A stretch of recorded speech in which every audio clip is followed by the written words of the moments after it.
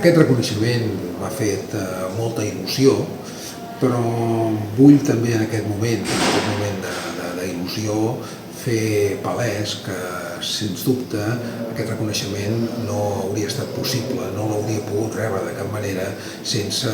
tots els companys i companyes de la XAL i sense tots els companys i companyes de tot el món de l'audiovisual local.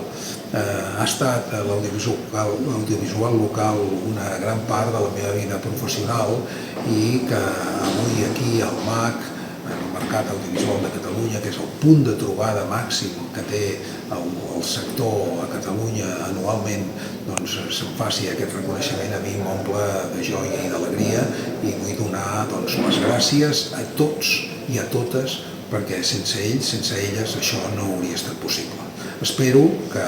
el món de l'audiovisual, que el MAC tingui una llarga vida.